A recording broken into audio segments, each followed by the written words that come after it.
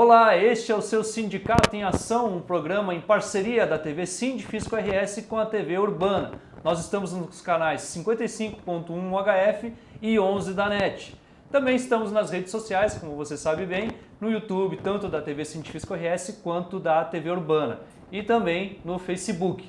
Não esqueça de curtir, comentar, compartilhar e ativar as notificações clicando no sininho aqui do lado no YouTube.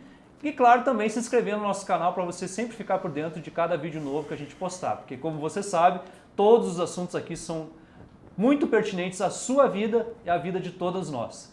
Estamos aqui no estúdio hoje para tratar de reforma administrativa, que é aquela reforma que está sendo proposta tanto em nível estadual quanto em nível federal, que atinge basicamente os servidores públicos da União e do Estado. Aqui no estúdio tenho para falar sobre isso duas grandes personalidades da cena política gaúcha. À minha direita, o deputado Juliano Roso, ex-deputado, né? Juliano Roso, estadual. Atualmente ele é presidente do PCdoB aqui no estado do Rio Grande do Sul. E mais à sua direita, nós temos o ex-deputado também, Tarcísio Zimmermann, que é vice-presidente estadual do PT, Partido dos Trabalhadores. Vamos então aos currículos. Juliano Roso é professor de História e produtor cultural, presidente estadual do PCdoB, como eu já falei, foi líder estudantil, vice-presidente da UNE, vereador por 3 mandatos em Passo Fundo, vice-prefeito de Passo Fundo e deputado estadual de 2015 a 2019.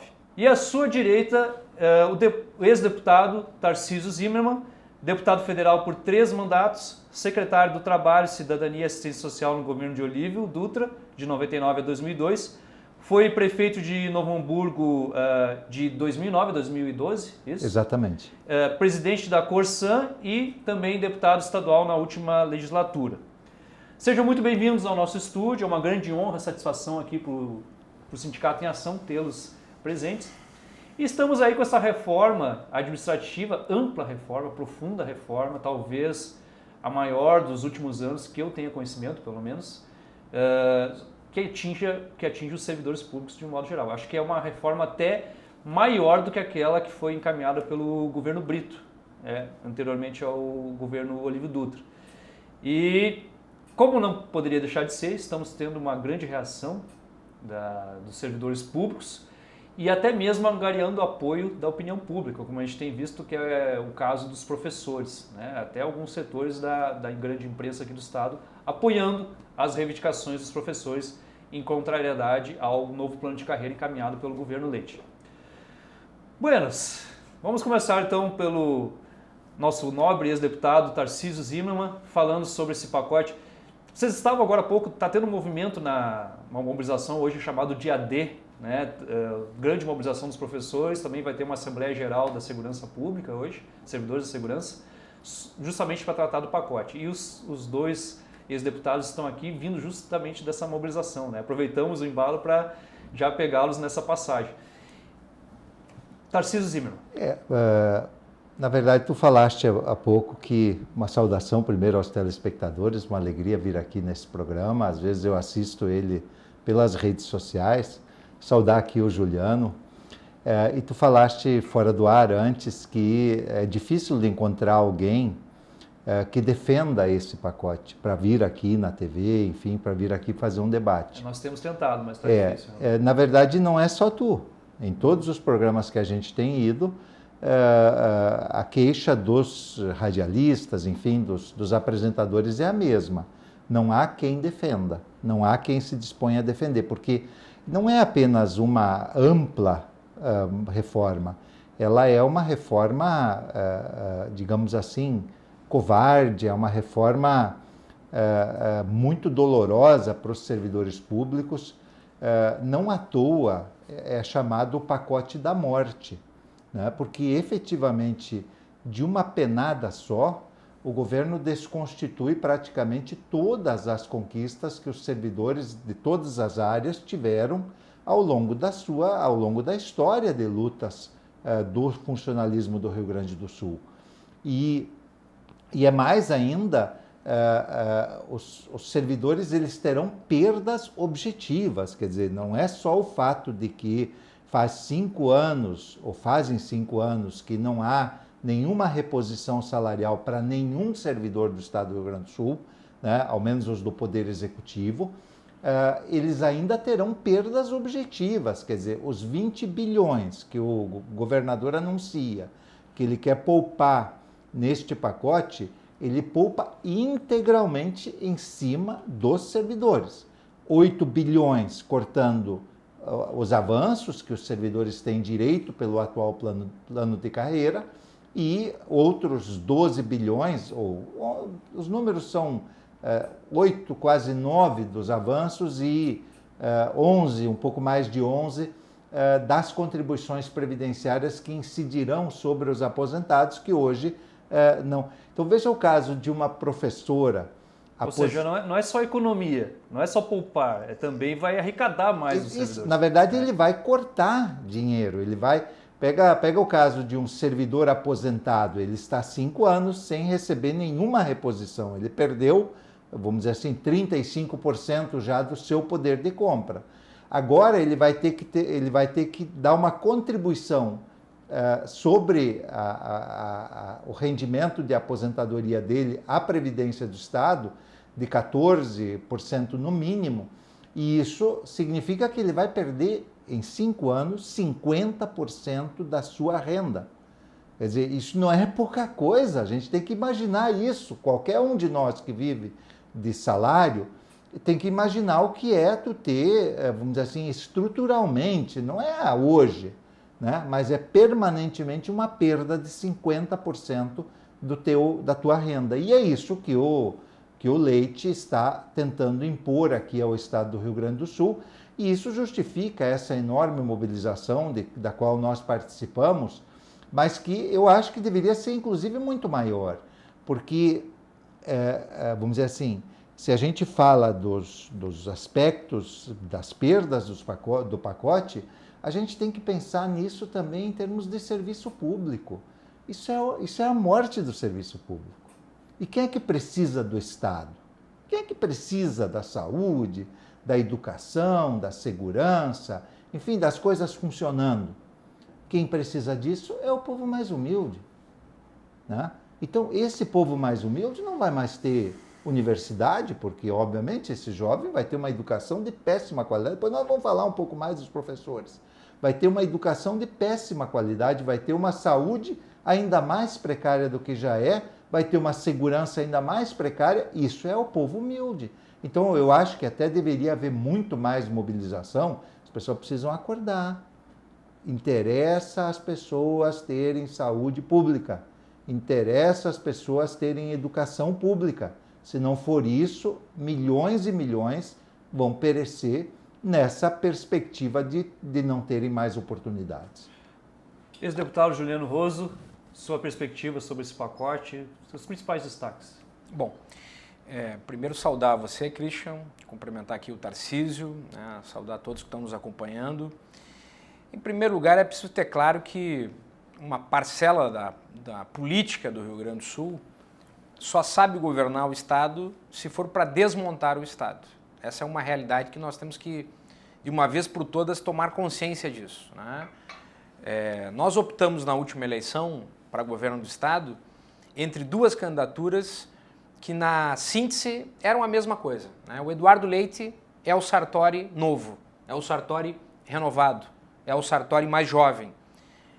Em suma, em síntese, o projeto dos dois é o mesmo: desmontar o Estado, fazer o desmonte do Estado, das políticas públicas, desmontar a saúde pública, desmontar os serviços essenciais do Estado, atacar fortemente o magistério estadual, que vai ter sua carreira absurdamente desmontada. Quer dizer, uma sociedade que não valoriza a educação vai valorizar o quê? Por isso que é tão forte a mobilização dos professores. Por isso que a mobilização dos professores tem apoio de uma parte considerável da opinião pública e da sociedade. Por isso que nós vimos hoje, durante a caminhada que nós fizemos aqui no centro, ao lado dos professores, eu também sou professor da rede privada, mas enfim, sou professor também, tantos comerciantes apoiando, né, a mobilização dos professores. Porque uma sociedade começa na sua base pela educação. E esse governo está fazendo justamente ao contrário. Ele quer resolver o problema da crise que existe, é real. Nós não estamos aqui tapando o sol com a peneira. A crise no Rio Grande do Sul, ela existe, ela está estabelecida. Nós precisamos tomar medidas. Nós não podemos apenas criticar e apresentar oposição, nós temos que criticar, apresentar forte oposição, lutar nas ruas e no parlamento para derrotar esse governo, explorar todas as contradições que possam haver na sua base de sustentação para trazer votos da base do governo para o nosso lado, para derrotar esse pacote, e essa é a nossa tarefa central. Agora, nós também precisamos apontar saídas e soluções. E, infelizmente, o governo Eduardo Leite, assim como o governo Sartori, é o samba de uma nota só. Né? O samba deles tem um único tom: vamos retirar dos servidores, vamos retirar dos servidores, vamos retirar dos servidores, vamos desmontar o Estado, vamos diminuir os serviços públicos. Que, aliás, foi um anúncio que o Cientifisco RS fez nos jornais semana passada, justamente relembrando a campanha que tinha sido feita no governo Sartori há 2, 3 anos atrás, com as 5 receitas. E aí nessa campanha o que se apontava muito é que o governo tinha um foco exclusivo no corte de gastos, e corte de gastos em cima do servidor público. Então é justamente essa linha que o sindicato também tem batido nessa tecla. Existem soluções pelo lado da receita, mas o governo só tem olhos para o lado da despesa. O governo só tem uma tesoura que atinge um único setor, que é o serviço público. Quer dizer, nós precisamos discutir de forma ampla essa crise que vive o Estado. O que é discutir de forma ampla? Em primeiro lugar, ter uma ação muito forte na questão da sonegação fiscal. Acho que esse é um ponto central. Nós precisamos construir elementos para que o combate à sonegação possa ser feito com mais eficácia, com mais força, com mais estrutura, com mais pessoal, com mais inteligência, com mais equipamento. Acho que esse é um elemento central que nós aqui devemos ter acordo nisso e que, infelizmente, os governos estão fazendo pouco em relação a isso aí. Em segundo lugar, nós precisamos tomar medidas nacionais. Não é um problema só do Rio Grande do Sul. Os estados é que precisam pensar essas medidas. Nós temos que repactuar com o governo federal e repactuar com os municípios, com as cidades, a questão dos impostos. Né? Não pode mais a concentração de impostos estar toda na mão do governo federal, um pouco na mão dos estados e menos ainda na mão dos municípios. Nós precisamos, no mínimo, ter uma receita de tripartição disso de forma equitativa, 33% para cada ente federado. Eu acho que isso é o mínimo de um programa para o futuro do país. E digo isso porque já ajudei a administrar uma cidade importante, que é Passo Fundo. Né? O Tarcísio já foi prefeito de Novo Hamburgo e foi secretário estadual, tem mais conhecimento ainda do que eu e sabe muito bem que se nós não trabalharmos nessa seara, nós não vamos evoluir.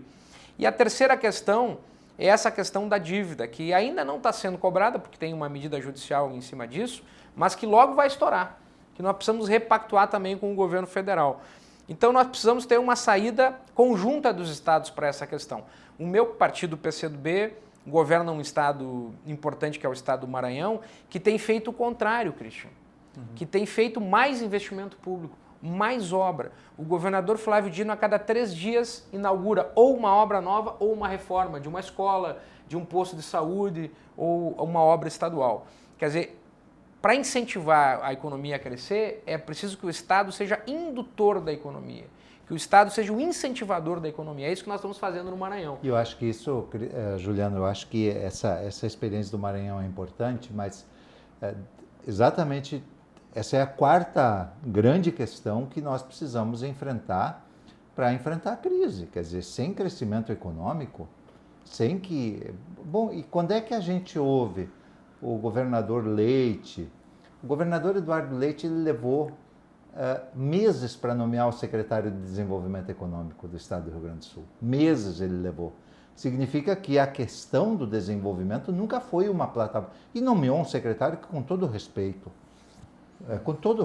mas é enfim, não vou dizer o que eu acho.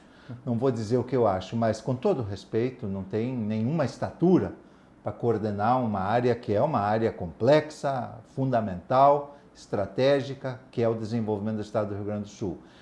Mas o que eu vejo mais grave é essa inanição, assim, essa coisa, vamos dizer assim, é tipicamente uma coisa de covarde. Vamos usar o termo correto. Tipicamente uma coisa de covarde. Ele não ataca o governo federal, não cobra lá a Lei Candir, não cobra uma outra alternativa para esse problema do endividamento. Que, aliás, vai estourar o novo prazo que foi dado pelo Gilmar Mendes, vai estourar agora em fevereiro.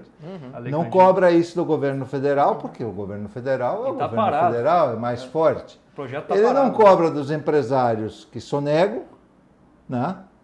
Mas ele bate na professora, no professor, no servidor A público. classe empresarial está fazendo campanha a favor Exatamente, do pacote, né? exatamente, a favor do pacote, porque enquanto ele bate nos pequenos aqui, nos professores, nos servidores públicos, ele não se preocupa com os grandes. Então, por isso também é um pacote da covardia, porque se ele apresentasse um conjunto de medidas que tivessem uma verdadeira, que fossem verdadeiramente uma solução, tudo bem.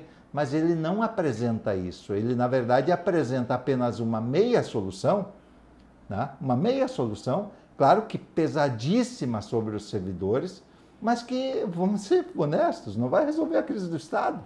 Se tiver que pagar a dívida, ele vai pagar mais de dívida do que ele vai tirar dos servidores agora. Como é que resolve daí, se ele já está atrasando o salário? Então, esse é o caso. Eu vou ter que chamar agora a nossa correspondente com os destaques da semana. Fabiane Flores, é contigo aí, direto do nosso estúdio, destaques da semana. É isso mesmo, Christian. Vamos conferir agora os destaques da semana. O desafio da desigualdade. Brasil é vice-campeão de desigualdade no mundo. Governo Leite amplia a articulação para garantir apoio a pacote. Lei Candir. Fim do prazo é logo ali. Receita Federal vai manter 17 ocupações do MEI. Brasil só fica atrás do Catar em desigualdade de renda, diz relatório da ONU. Se estivesse em vigor, PEC emergencial afetaria 1,5 milhão de servidores. Confira os detalhes destas e outras notícias no site do Sindifisco RS. Eu já vi tanta coisa nessa vida. Nasci em 1928. Um ano depois, estourou a terrível crise de 29. Só que eu sou gaúcho e não me abalo por qualquer coisa. Eu sigo em frente. Depois veio a Revolução de 30, a Segunda Guerra, dezenas de planos econômicos e 8 moedas diferentes. Ao longo desses 90 anos, eu segui firme na minha missão. Inovar sempre para apoiar o desenvolvimento da nossa gente. Eu já vi tanta coisa nessa vida. E é por isso que eu digo, não existe desafio no mundo capaz de dobrar o povo do Rio Grande. Banrisul, 90 anos de uma grande história. Estamos de volta com o nosso segundo bloco do Sindicato em Ação, um programa da TV Urbana em parceria com a TV Sindifisco RS. E estamos aqui no estúdio com os ex-deputados estaduais Juliano Roso, do PCdoB, e Tarcísio Zimmermann, do PT. Bom, eu retomo a pergunta daquele ponto destacado pelo Tarcísio, que é relacionado à educação. Saiu hoje nos jornais aí que o Brasil caiu uma posição no IDH, caiu para 79º, se não me falha a memória, algo próximo a isso, por conta da piora nos índices de educação. E isso tem tudo a ver, né, com o que a gente está vendo aí desse pacote do governo do estado para os professores, que na verdade os professores estão em polvorosa porque vai reduzir muito a faixa salarial, a perspectiva de avanço na carreira por parte da sua categoria. É mesmo, deputado? O que o senhor tem a destacar sobre isso? Bom, primeiro, Christian, só registrar aqui, gostaria muito de registrar essa informação, o governo do Maranhão, do meu partido, do PCdoB, com o Flávio Dino, é o que paga o maior salário de um professor na rede estadual no Brasil. Do Maranhão, viu? Do Nordeste. Que é um estado então pobre, é importante né? registrar isso. Quer dizer, existem condições em alguns estados de investir na educação e a vida mostra isso. É uma questão de prioridades, digamos. O Rio Grande do Sul optou por outro caminho, por ir massacrando, achatando o professor. Uma carreira hoje que está desgastada, né, que o professor é maltratado, que nós temos no Rio Grande do Sul quase 50% dos professores contratados e não concursados. Esse é um elemento brutal. Quer dizer, é uma carreira que não tem continuidade. A qualquer momento o governo do estado afasta um professor, exonera um professor, retira um professor, porque talvez não concorde com a sua opinião em sala de aula. Quer dizer, o professor está sujeito a ser alvo de ação política, quando na verdade ele está lá para educar. Então nós precisamos ter carreira, nós precisamos ter concurso para o magistério, nós precisamos ter o professor com estabilidade, com plano, com condições de trabalhar, com escolas bem equipadas. É isso que nós queremos na educação, né? E não é pedir demais. E o governo do estado tem feito o caminho contrário.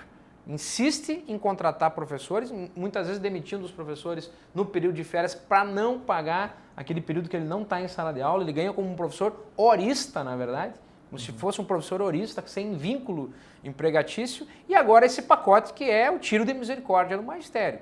Esse pacote realmente é o absurdo dos absurdos, porque retira a perspectiva do professor. O professor, ele pensa, não, está difícil, mas eu vou ficar porque eu tenho perspectiva, porque eu tenho futuro, porque eu vou construir uma carreira, porque vou lá no futuro conseguir me aposentar em outra condição. E agora, na verdade, o governo do estado retira essa última esperança. O governo alega que só não tem conseguido dar aumento por conta deste plano de carreira, que seria um plano de carreira ultrapassado.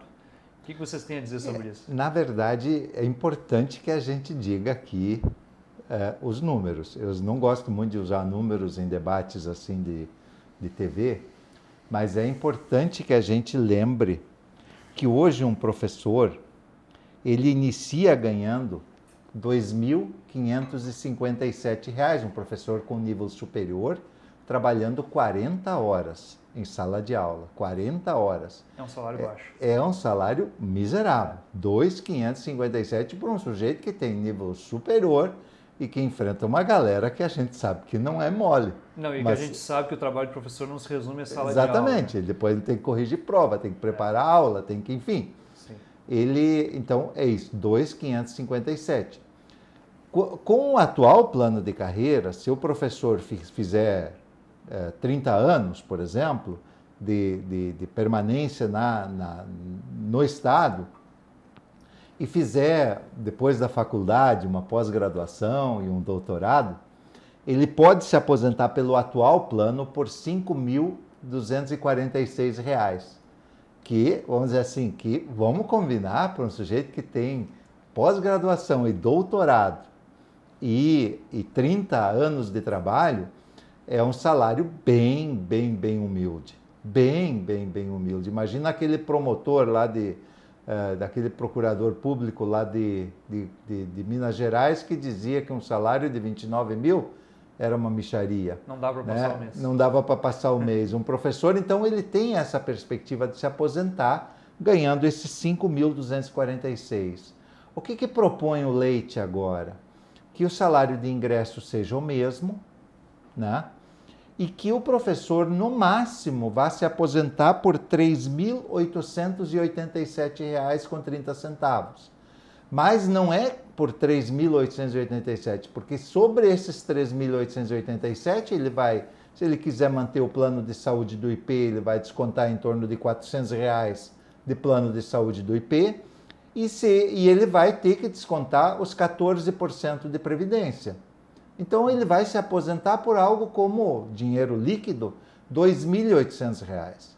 Então, veja, é possível tu imaginar uma escola pública tocada com garra, com ânimo, com esperança, um professor semeando esperança, porque, na verdade, um professor, ele semeia esperança. Ele semeia... O que é o nosso jovem que está na escola de ensino fundamental ou no ensino médio? Ele é alguém que a gente, como pais, olha para ele e diz assim, não, eu quero que esse rapaz, que essa menina tenha futuro, né? E quem é que constrói esse futuro? É esta professora, este professor, que, segundo o Leite, vai ter que se contentar em receber, no final da sua vida, depois de uma vida inteira de trabalho, algo como R$ 2.500, R$ 2.800 líquidos, se tiver doutorado. Se tiver doutorado. Então, veja, isso não é possível.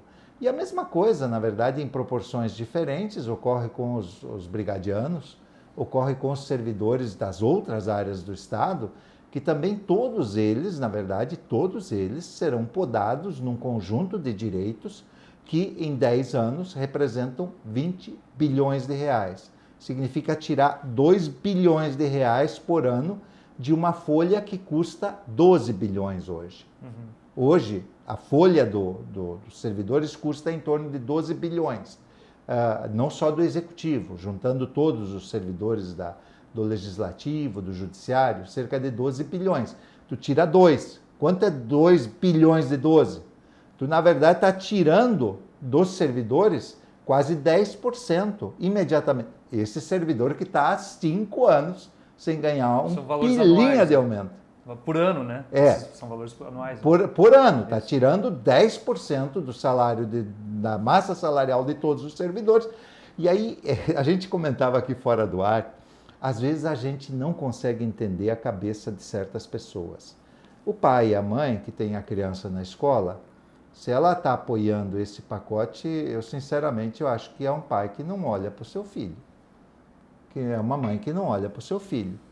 Agora, esses empresários aí da FEComércio, eles devem ter algo a menos no cérebro. Por quê?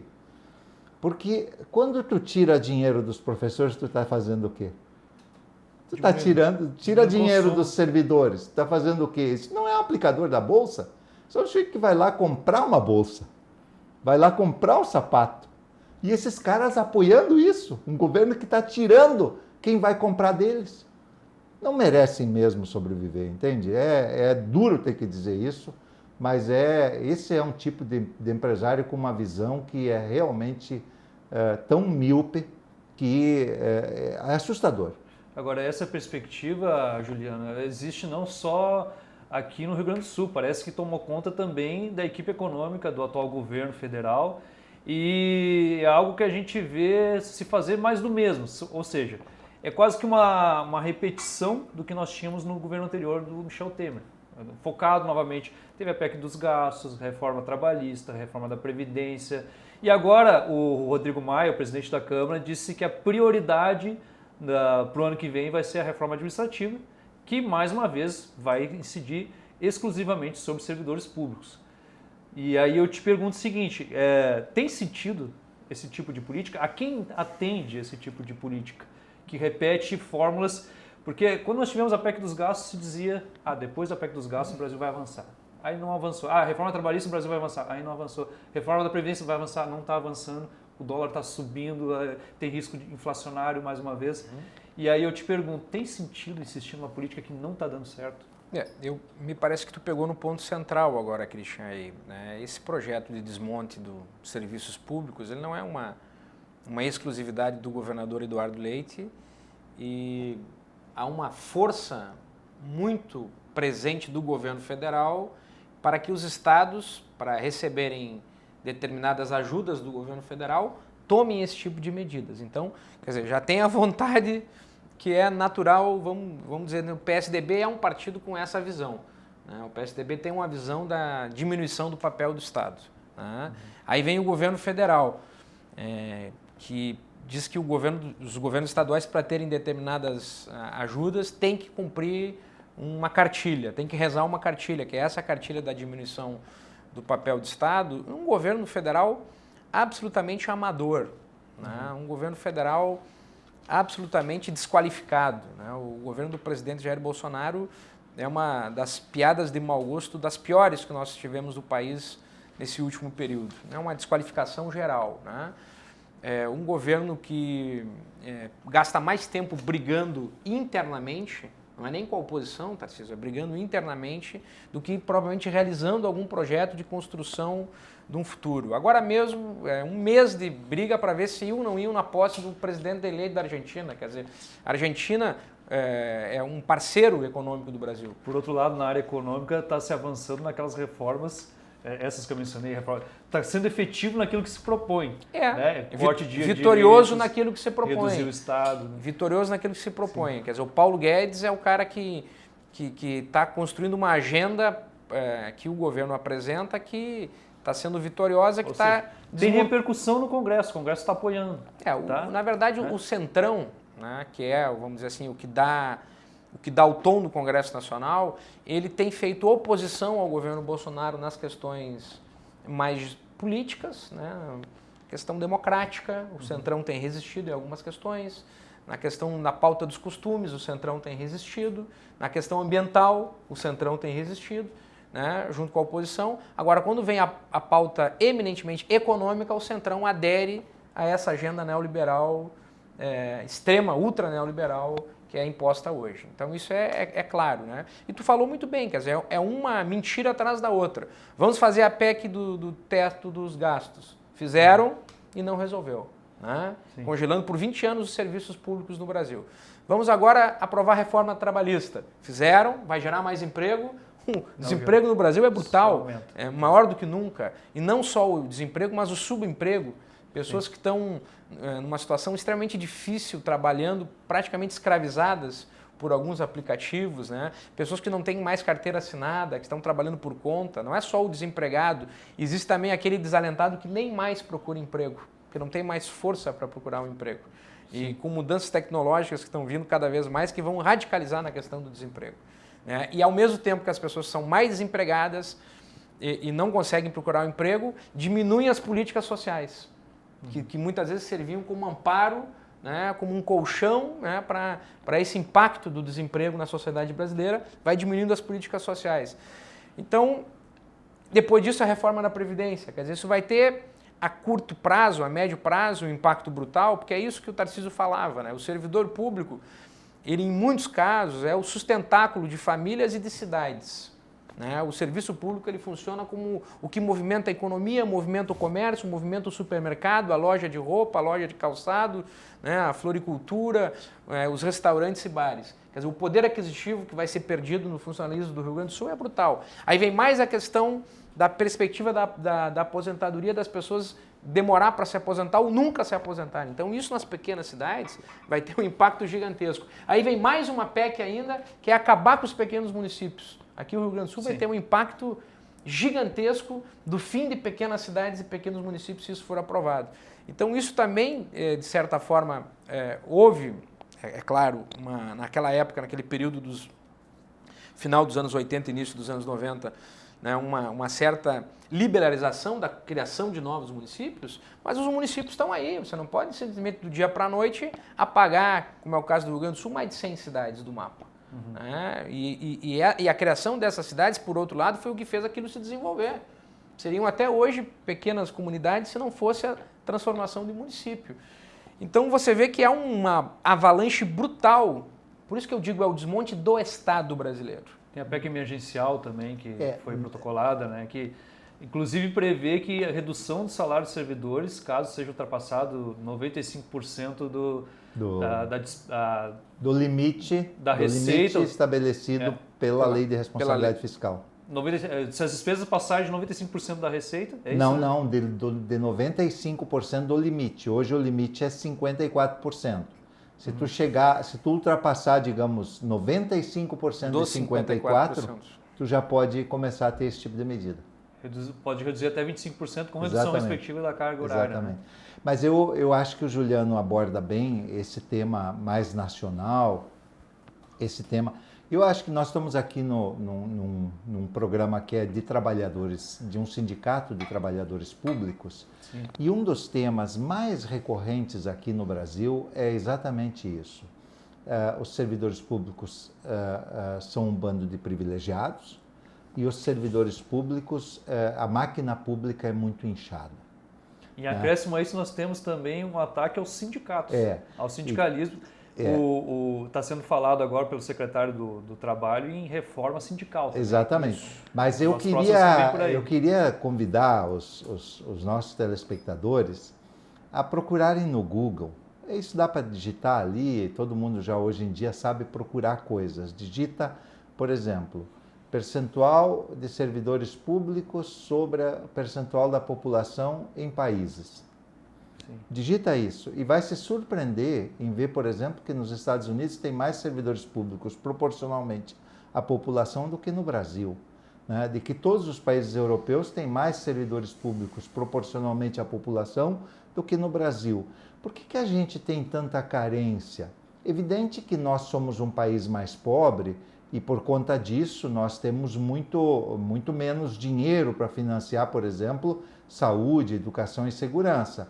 Mas também a gente tem essas carências porque nós não temos servidores públicos para fazer as coisas acontecerem nessas áreas. Então, eu penso que nesse debate, que é o debate do Estado mínimo, né, que o Juliano levantou bem, quer dizer, esse ultra neoliberalismo, o debate do Estado mínimo, nós temos que mais uma vez frisar isso. Quem precisa do Estado não é o grande empresário, que aliás o tem nas mãos. Eles ganham benefícios toda hora e privilégios toda hora. Isso eles sempre tiveram. Agora, quem precisa da escola, quem precisa do posto de saúde, quem precisa do brigadiano, é o povo mais humilde.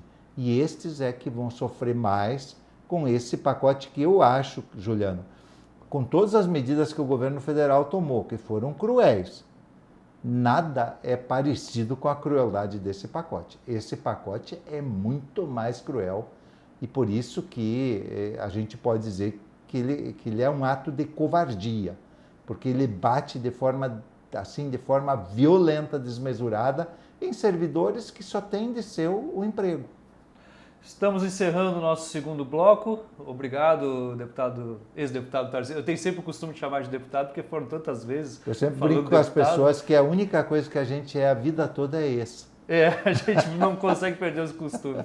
Mas a gente está encerrando aqui o nosso segundo bloco, temos que chamar o nosso intervalo. Voltamos em seguida com o terceiro e último bloco aqui do Sindicato em Ação. Até já!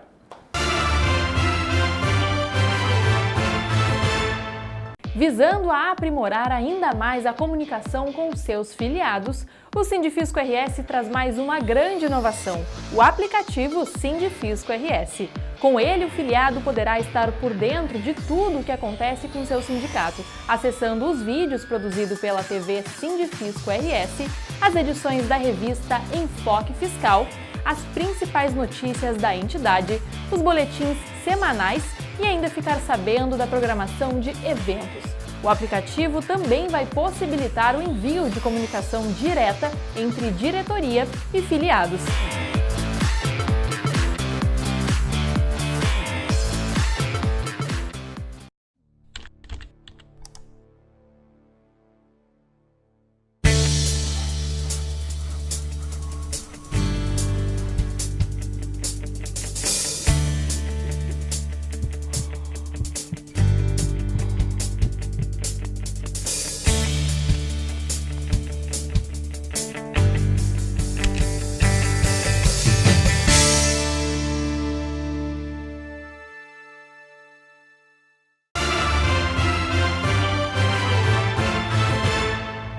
Estamos de volta com o Sindicato em Ação, um programa da TV Sindifisco RS em parceria com a TV Urbana. Estamos aqui no nosso estúdio com muita honra recebendo essas duas personalidades da nossa cena política, dois ex-deputados que tiveram forte atuação aí na última legislatura e também em anos anteriores. Ex-deputado Juliano Rosso e ex-deputado Tarcísio Zirman. Estamos debatendo reforma administrativa. Especificamente aqui no estado está sendo chamado o pacote do governo Leite para as carreiras dos servidores públicos e na União ainda está sendo cogitado o que vai ser feito, mas já alguma coisinha já surgiu, por exemplo, na PEC emergencial. Bom, mas nós falamos aqui, apontamos os problemas, vamos partir para as alternativas. O ex-deputado Juliano Rosso já falou, né, que a questão dos benefícios fiscais, combate à sonegação, a questão do Pacto Federativo. E Tarcísio, o que você teria para acrescentar? Na verdade, nós vivemos um tempo de múltiplas crises, e não é só no Brasil. Eu penso que hoje toda a humanidade está mais ou menos assim com as barbas de molho, né? Todo esse problema do ambiental, do aquecimento global, esse problema que, na verdade, nós continuamos a viver o repique da crise de 98, né? Aquela crise que abateu os Estados Unidos e a Europa, nós ainda continuamos vivendo essa crise, o repique dessa crise, e o capitalismo não está sendo capaz de superar essa crise.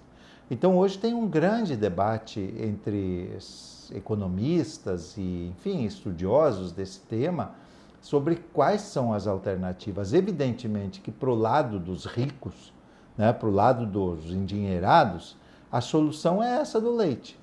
Bate no pequeno, tira do pequeno, né? Torna as pessoas mais miseráveis, né? Não é à toa que a fome, a miséria está aumentando no mundo inteiro, que a renda está se concentrando no mundo inteiro. Então, pelo lado deles, é essa aplicação desse ultra neoliberalismo, com privatizações, com quebra de benefícios de servidores, de direitos de servidores, com o arroxo previdenciário. Mas tudo isso a gente sabe que não são soluções. O Chile acabou de viver uma verdadeira revolução popular por conta deste programa que foi aplicado há muitos anos atrás. E às vezes essas coisas levam tempo para produzirem exatamente seus maus efeitos. Tem a outra alternativa, que é efetivamente a alternativa que eu penso que nós devemos buscar. É o tema da soberania nacional. Quer dizer, por que não vamos entregar o nosso pré-sal? Por que o Brasil vai entregar o seu pré-sal? Se hoje nós temos a única empresa do mundo que sabe tirar petróleo de 5 mil metros de profundidade. Por que nós vamos entregar isso para as empresas internacionais? Por que nós vamos entregar as nossas riquezas naturais da forma como nós estamos entregando? Por que nós temos hoje 400 bilhões de dólares em reservas lá nos Estados Unidos, rendendo juro negativo, e o governo diz que não tem dinheiro para aplicar aqui no Brasil? Por que não pega 100 bilhões daquilo ali e aplica para reerguer a economia brasileira? Por que não faz isso? E aplica, por exemplo, num grande programa de obras públicas, num grande programa de energias renováveis e de desenvolvimento limpo. Quer dizer, por que não pega 100 bilhões de dólares e faz isso? Para que manter esse pacotão de grana perdendo dinheiro lá nos Estados Unidos e pagando juros sobre ele aqui no Brasil? Então, acho que tem um conjunto de questões que nós precisamos rever, entende? Não é verdade que o Brasil é um país quebrado. Um país quebrado não tem 400 bilhões de dólares. 400 bilhões de dólares em reservas internacionais. Um país quebrado pede dinheiro para o FMI. O Brasil empresta dinheiro para o FMI. Então, não é verdade isso. A verdade, o que nós vivemos aqui é a construção de um discurso de crise para justificar esta penalização do povo. Isso é algo que também esse ultra-neoliberalismo vem produzindo no mundo inteiro. Cada catástrofe, cada crise é uma razão para ferrar quem já é pobre, quem já é humilde, quem já tem pouco. Essa que é a lógica infelizmente. Juliano, concorda com essa visão? Eu concordo e diria que nós precisamos tomar medidas, Christian, curtíssimo prazo, médio e longo prazo, né? Tem medidas que um governo estadual e um governo federal podem tomar rapidamente, como, por exemplo, aqui no caso do Rio Grande do Sul, o ITBI, que é o imposto que no Brasil é um dos menores do mundo. O pessoal gosta muito de... É isso que o Tarcísio falou antes. Vamos olhar na Europa e nos Estados Unidos qual é o percentual de funcionalismo público. Então, o pessoal gosta muito de exemplo americano, europeu. Quanto é o ITBI lá nesses países? Né? É só entrar no Google também. Em alguns casos chega a 40%, né? 30%, 40%, casos de alguns países europeus. Quer dizer, nós não precisamos chegar nisso, mas nós podemos chegar a 20%. Né? Aqui no Brasil, isso traria um impacto econômico para os governos já radical, assim, rapidamente, entendeu? Esse é um elemento. A questão da taxação das grandes fortunas, né, que está parado lá no Congresso Nacional, a questão da cobrança de algum tipo de imposto em relação a aviões de luxo e lanchas de luxo. Eu até cheguei a apresentar um projeto, né, nessa área da questão da aviação. Não é para o avião que passa veneno lá na lavoura, não é para o avião que leva o passageiro de um estado ou leva o passageiro daqui para o interior, é para esses aviões de luxo, que são poucos, né, que existem aqui no Rio Grande do Sul e no Brasil todo. O jatinho, o famoso jatinho, a lancha de luxo, que não paga nenhum imposto, enquanto que o cara tem lá um Fiat Uno 1999, ele está pagando. Né? O cara tem lá um Celtinha 99, ele está pagando o IPVA para o Estado. Quer dizer, nós precisamos tomar medidas de curto prazo. Essas sugestões, elas casam bem com a reforma tributária solidária, que é um projeto da Finafisco com a Anfip, que resultou numa emenda substitutiva à PEC 45 do Baleia Rossi. Exatamente. E essa emenda substitutiva, se não me engano, é de autoria da deputada Jandira Fegali. Tem outros elementos, né? Mas podemos reduzir o imposto de renda da classe média, aumentar dos mais ricos, quer dizer, são medidas curto e médio prazo. E aí vem a questão central, a questão da retomada econômica. Se não houver uma retomada econômica no Brasil, do crescimento econômico, da retomada da indústria brasileira, da produção, de obras de infraestrutura no país, de ferrovia, né? A questão da utilização do nosso manancial hídrico para fim de transporte, para fim de energia, se não houver uma saída para a infraestrutura, a curto prazo não tem saída de fato. Né? E o nosso governo, infelizmente, quando eu falo governo, eu falo dos dois governos aqui.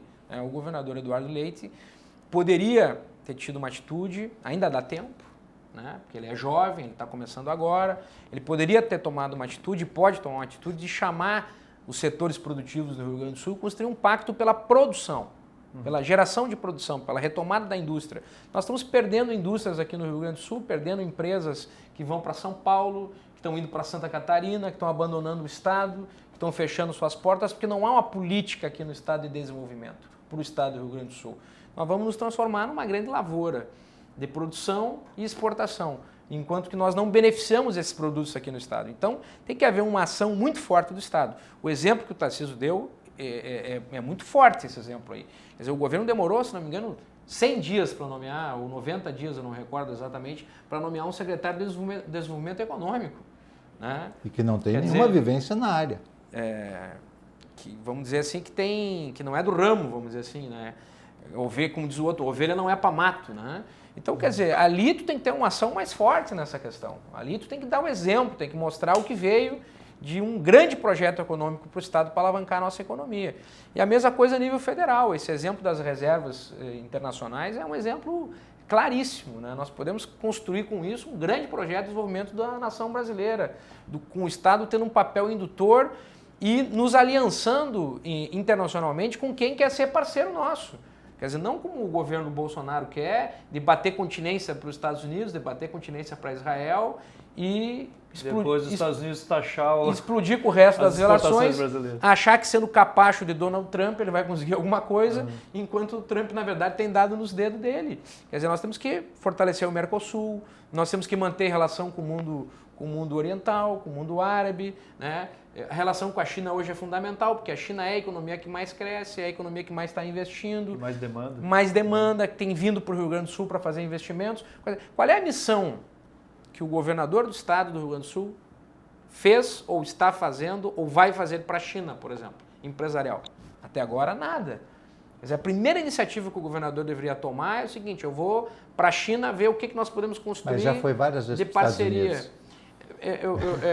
Só me permite um exemplo aqui, Tarcísio. Eu conversei esses dias atrás com um camarada nosso do PCdoB, que é deputado na Bahia, deputado estadual, o deputado Fabrício. Ele me dizia que o governador do estado da Bahia fez uma parceria com o governo chinês, estão construindo uma nova cidade, do nada, num lugar que não existe absolutamente nada, um território neutro entre uma região e outra, uma cidade que vai ter 200 mil habitantes, quer dizer, o tamanho da minha cidade de Passo Fundo, que vai ter 100 mil moradores brasileiros, 100 mil moradores chineses. Lá na Bahia. Na Bahia. E que vai ser uma cidade de alta tecnologia. Só vai tratar a pauta da tecnologia. Quer dizer, são medidas como essas que nós precisamos tomar imediatamente para retomar a economia no Brasil e, no caso do Rio Grande do Sul, ações concretas. Mas a gente não vê isso. Aliás, a China ela tem uma grande especialidade nisso, porque ela faz isso naquele projeto de interiorização. Porque toda a costa chinesa é mais avançada. Eles querem interiorizar e eles constroem cidades avançadíssimas, altamente tecnológicas, com controle ambiental. São cidades modelo, no interior, né? Justamente para... E para evitar também o êxodo da população dessas regiões mais pobres para regiões mais desenvolvidas. Porque eles têm aquele trauma da fome, né? Do interior da China. Mas Cristian Juliano ele chama a atenção para esse tema da falta de políticas de desenvolvimento no Estado. De fato, a gente não ouve nada. Nós passamos um ano inteiro com um governo, normalmente ele começa queimando pneu, entende? Começa toda a máquina, enfim. Pode até não ter as obras, mas ele fala muito sobre iniciativa. Não há uma fé exagerada no setor privado. Mas veja só, o governo agora alardeia Todos os dias quase tem no jornal a história da PPP da Corsan, Sim. aqui para a região metropolitana. Onde é que iniciaram as PPPs no mundo? Na Inglaterra. Qual é o país que tem uma lei que proíbe as PPPs? Inglaterra. A Inglaterra. Por que a Inglaterra, dos partidos conservadores que governam a Inglaterra, fez uma lei proibindo as PPPs?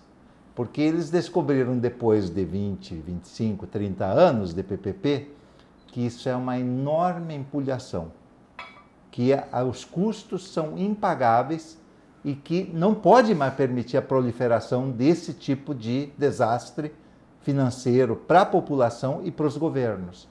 E aqui, ao invés de olhar para esses exemplos, nós estamos enveredando para entregar uma área fundamental, que é a área do saneamento, para empresas privadas. Então, eu acho sinceramente, a gente está vivendo um clima e um tempo de ilusões, de mentiras, de fake news, enfim, de verdades que não se comprovam, né? E essas verdades é que fazem isso, quer dizer, desmontam as políticas nacionais, desmontam o Estado nacional, o Estado local, quebram, enfim, a possibilidade desse Estado poder ajudar no desenvolvimento e a gente dessa forma tem muito pouca possibilidade de ter esperança. Então, acho que nós todos aí temos o compromisso de buscar um processo de consciência e de reconstrução da esperança, porque o que efetivamente nos move para frente não é cortar coisas, é ter esperança de futuro. É isso que nos move para frente. Tá certo. Nós estamos chegando ao final do nosso programa, infelizmente. Como sempre, parece que a gente precisaria de mais um tempo para continuar tratando do assunto, né? São sempre temas que rendem muito assunto aqui no nosso Sindicato em Ação. Eu vou conceder, como de costume, 2 minutos finais para cada um dos participantes fazer suas considerações finais. E eu começo com o ex-deputado Juliano Roso. 2 minutinhos. Bom, primeiro, obrigado pela oportunidade, Christian, de estar aqui no Sindifisco, Nós que agradecemos. Programa com os demais parceiros. Dizer para ti que esse programa é fundamental porque nós precisamos debater com a sociedade, né? Nós não podemos ficar só à mercê das informações do governo, nós precisamos construir o contraditório, apresentar sugestões, apresentar ideias. Veja que nós não ficamos só aqui no campo da oposição e da contrariedade, nós estamos apresentando situações de saída para essa crise que vive o Estado do Rio Grande do Sul. Agora, o fundamental que eu queria dizer é o seguinte, 2 coisas. Em primeiro lugar, nós precisamos construir no Brasil uma ampla frente pela democracia, né? Onde tenho ido, tenho dito isso. Nós vivemos hoje uma ameaça concreta de um governo que, se puder, se tiver a oportunidade, vai puxar o tapete da democracia, vai dar rasteira da democracia. Esse discurso que eles fazem de AI-5, de ditadura, não é só da boca para fora. Essa turma é golpista por natureza. Então nós precisamos construir uma ampla frente pela democracia que una intelectuais, professores, artistas, sindicatos, jovens, mulheres, a periferia brasileira, os partidos, todos os partidos que queiram ficar ao lado da democracia são fundamentais, independente das contradições que nós tenhamos na pauta econômica, na pauta social. O mais importante agora é defender a democracia. E defender a democracia significa isolar esse governo entreguista, que quer desmontar o Estado, quer entregar a soberania nacional e que quer implementar uma ditadura no Brasil, que é esse governo Bolsonaro. Acho que essa é a tarefa central. E depois disso, claro, tratar das pautas econômicas que nós precisamos tratar. Nós vamos ter agora aí pela frente eleições municipais. É muito importante nessas eleições municipais apresentar programas e projetos sociais que se contraponham a esse desmonte do Estado. O enfrentamento a esse governo passa também pela construção de um programa, de um projeto para as prefeituras a partir do ano que vem nas eleições municipais. É isso que eu queria dizer. Muito obrigado. Tá certo. Muito obrigado, ex-deputado Juliano Roso. Ex-deputado Tarcísio Zimmermann, a palavra é sua. Bom, eu queria, Christian, te agradecer aqui ao Sindifisco por esse convite para vir participar deste programa. Primeira vez que eu participo. Desejar a todos, nós estamos em fim de ano, né, Juliano? Desejar a todos que a gente possa recuperar a esperança para 2020. Nós precisamos demais de recuperar a esperança. E eu acho que é importante que a gente diga, que esse vale de lágrimas que a gente está assistindo, o mesmo Rio Grande do Sul foi governado pelos partidos que nós representamos, PCdoB e PT, por 8 anos, sem um dia de atraso de salários e sem nenhuma supressão de direitos e ainda dando reajuste de salários. Então, eu quero dizer a vocês que, sim, aquilo que a gente falou aqui, de que tem uma estratégia de criar o caos, essa estratégia é real, e ela é utilizada exatamente como justificativa para destruir as possibilidades de um futuro melhor para a maioria da população. Mas a gente tem condições de construí-lo, e eu acho que isso foi provado tanto no nível nacional quanto no nível estadual. O que nós precisamos é retomar um pouco mais essa confiança em nós mesmos, e sermos capazes de dizer um basta a esse tipo de projeto e dizer nós queremos uma vida digna para todas as pessoas, e chega de corte e chega de desastre. Então tá certo, eu agradeço imensamente a presença do ex-deputado Tarcísio Zimmermann e do ex-deputado Juliano Rosa aqui no nosso estúdio. Foi uma grande honra contar com essas grandes personalidades da nossa política gaúcha. Agradecer a sua audiência, a sua presença, a sua companhia aqui no nosso programa Sindicato em Ação, que você sabe é um programa feito para você e por você. Não deixe de comentar, curtir, compartilhar, clicar no sininho no YouTube para ativar as notificações e se inscrever no nosso canal. Como você sabe, o Sindicato em Ação passa todo sábado às 20 horas na TV Urbana, nos canais 55.1 e 11 da NET, 55.1 UHF e 11 da NET. Mas também nós estamos na RS Rádio em www.rsradio.com.br todas as terças às 19 horas com reprises nas quintas-feiras no mesmo horário. Muito obrigado e até o próximo Sindicato em Ação aqui na TV Urbana em parceria com a TV Sindifisco RS.